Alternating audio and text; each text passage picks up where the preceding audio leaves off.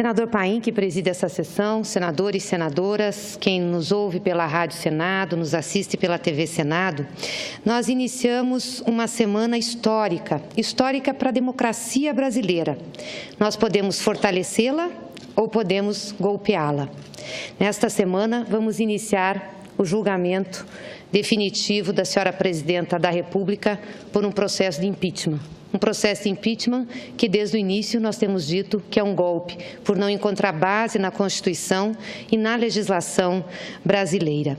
É um teste esta semana, é um teste porque vamos julgar uma presidenta que não cometeu crime algum, eleita legitimamente por 54 milhões de brasileiros. Por isso, para mim, senador Paim, acredito que para Vossa Excelência e também para muitos senadores e senadoras, colegas nossos, para muitos brasileiros e brasileiras, é uma semana muito triste. Muito triste, não só pelo teste que nós vamos fazer à nossa jovem democracia, mas também pelo significado que tem esse atentado que se quer fazer à Constituição Federal, para usurpar o poder. O que verdadeiramente está por detrás desse processo de impeachment, que foi fraudado, que foi pensado para afastar a presidenta e para que o poder pudesse cair em mãos daqueles que, sem voto popular, querem impor ao país um programa e ações que jamais passariam pelo crivo das urnas. Mas eu não quero falar aqui com as minhas palavras. Eu quero hoje ler um artigo publicado no jornal Folha de São Paulo, da jornalista que é repórter especial desse jornal, Eleonora de Lucena, que para mim ilustra muito bem o que é que está por trás desse processo que nós estamos vivenciando e que vai ter seu ápice esta semana e início da semana que vem. O texto chama-se Truculência e começa assim: o Brasil entrou no centro da disputa geopolítica mundial.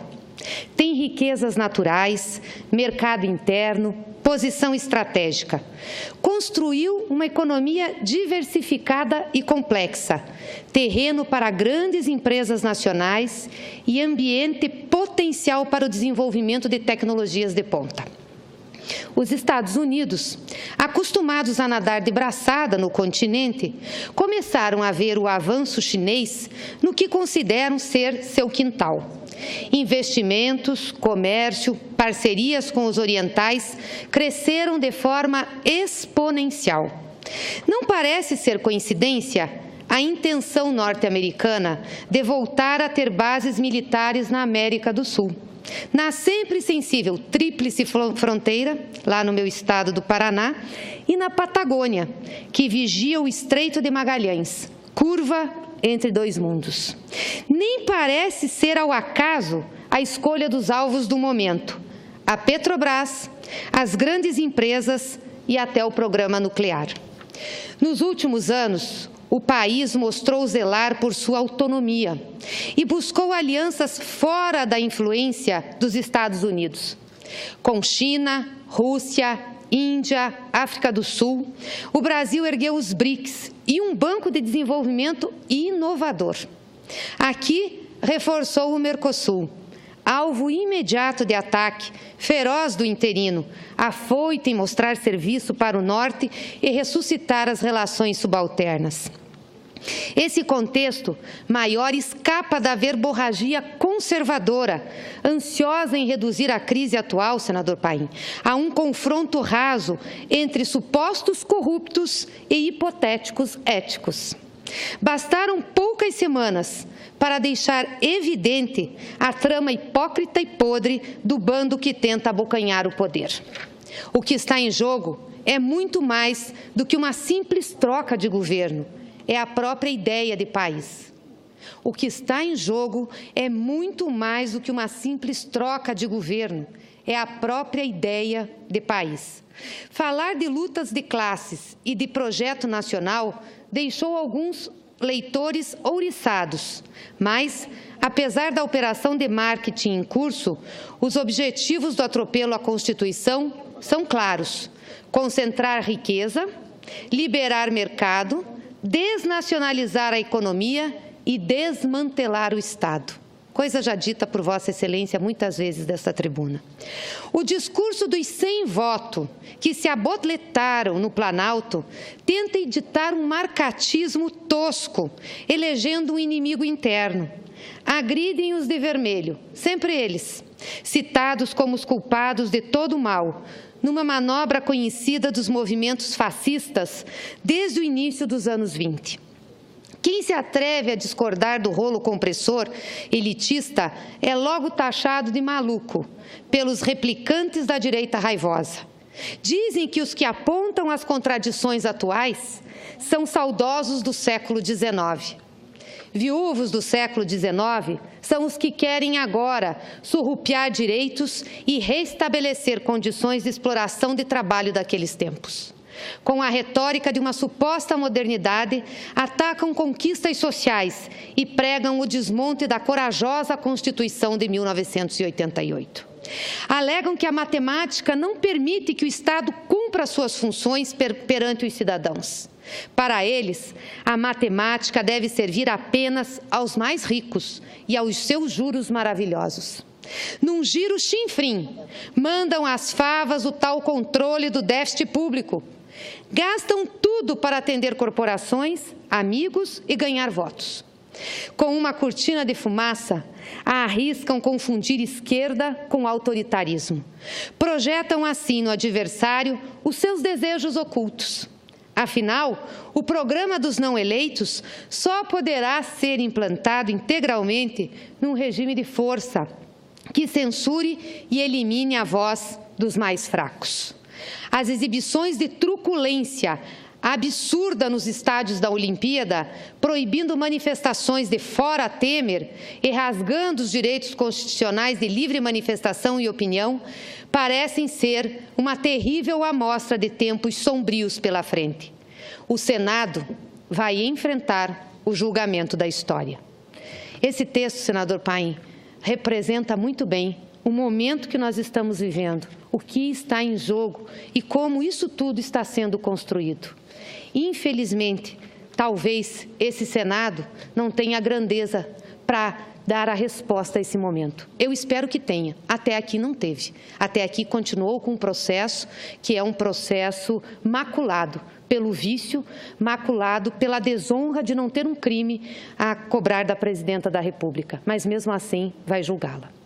E eu queria, senador Paim, para complementar aqui a minha fala, externar uma preocupação muito grande. Já externei a preocupação aqui na fala da senadora Ana Amélia do desmonte do programa dos atletas, que nós fizemos desde o início do governo do presidente Lula e que deu condições para esses meninos, essas meninas, disputarem as Olimpíadas e poderem ser medalhistas. E mesmo os que não ganharam medalha, ter boas colocações e se prepararem assim para outras Olimpíadas e outros eventos esportivos. Mas hoje eu fiquei muito preocupada com uma notícia que saiu na imprensa nacional e que nós já tínhamos falado dessa situação aqui no plenário da Casa, que é em relação à extensão do programa Mais Médicos. Vossa Excelência sabe da importância desse programa que tem mais de 12 mil médicos do exterior aqui no Brasil, atendendo a população, atendendo hoje comunidades indígenas, os distritos indígenas têm os médicos que nunca tiveram, as comunidades mais pobres do interior, das periferias das grandes cidades, mudou a relação dos pacientes com os médicos, com assistência básica depois da chegada desses médicos, majoritariamente cubanos, que no início foram vítimas de preconceito, inclusive, preconceito político e ideológico, e hoje a população os adora, tem como os melhores profissionais. Esses médicos podem estar com os dias contados no Brasil. Antes de ser afastada, a presidenta Dilma publicou uma medida provisória prorrogando por mais 3 anos o programa Mais Médicos. Os vencimentos dos contratos, dos convênios dos médicos aqui no Brasil não é um vencimento único. Conforme fomos trazendo os médicos, ia contando o prazo dos 3 primeiros anos.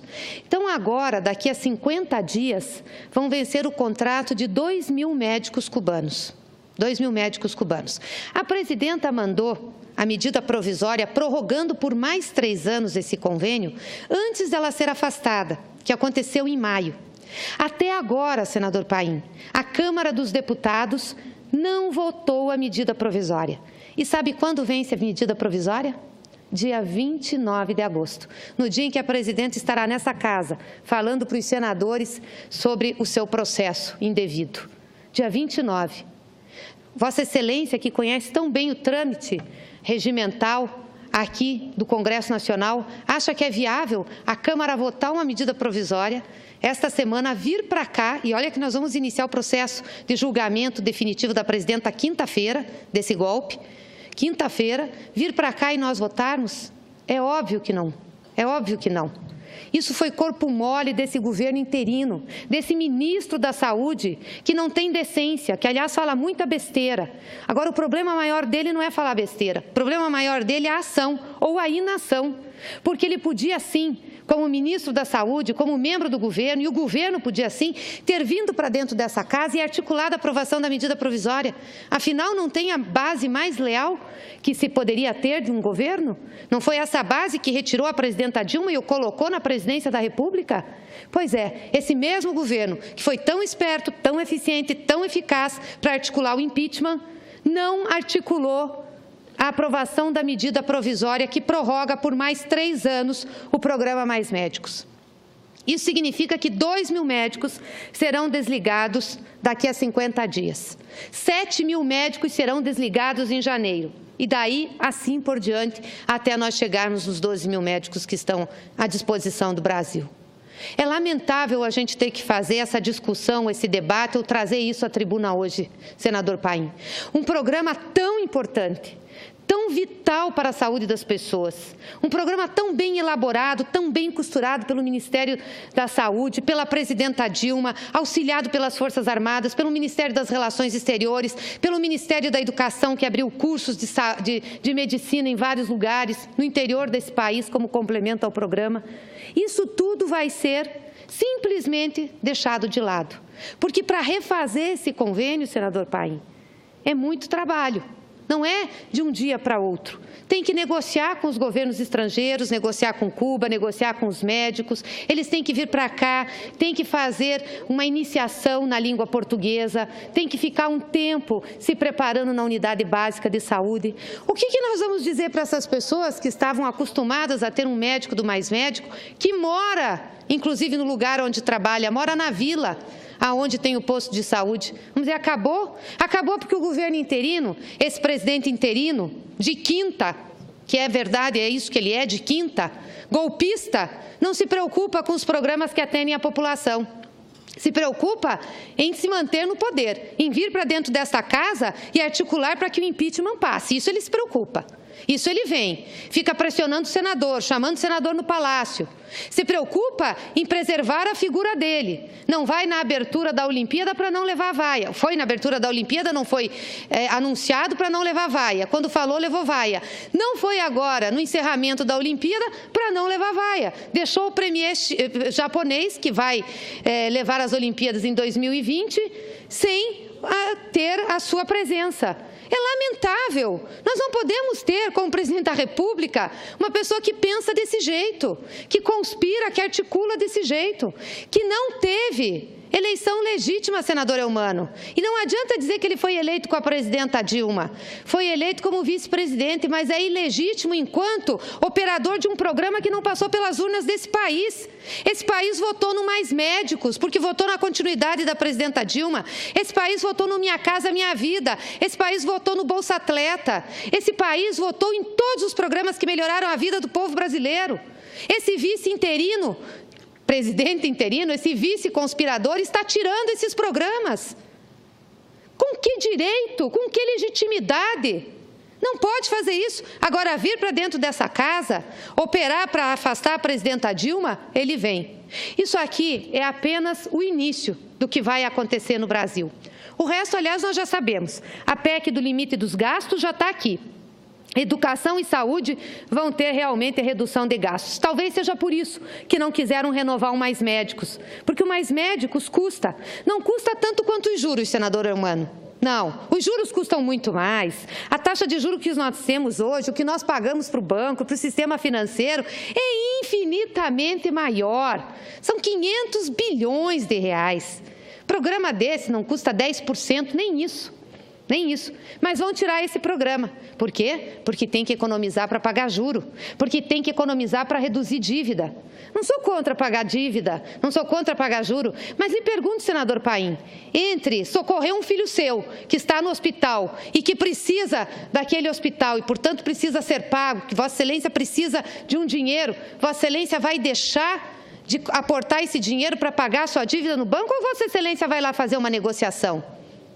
É óbvio que Vossa Excelência vai se fazer uma negociação, o valor da vida é maior que o valor do capital, que o valor do financeiro, mas não é isso que nós estamos vendo. Então, infelizmente, nós vamos entrar em tempos muito difíceis nesse país. Se esse Senado da República não se der o valor que tem e não valorizar a Constituição Federal, não cumprir o seu papel de acabar com esta farsa do impeachment, nós viveremos tempos muito sombrios nesse país. A começar se rasgando a Constituição, relativizando os direitos trabalhistas e acabando com programas sociais tão importantes como esse. Eu quero deixar aqui, senador Paim, meu repúdio. Repúdio ao Ministério da Saúde, ao ministro Ricardo Barros, mas meu repúdio principalmente ao presidente interino Michel Temer, que não tem condições de governar esse país. Um presidente que está mais preocupado em defender ficar no poder do que cuidar de programas que são importantes, não merece governar o povo brasileiro. Aliás, alguém que traiu sua companheira de chapa trairá o povo brasileiro com toda certeza. Obrigada, senador Paim.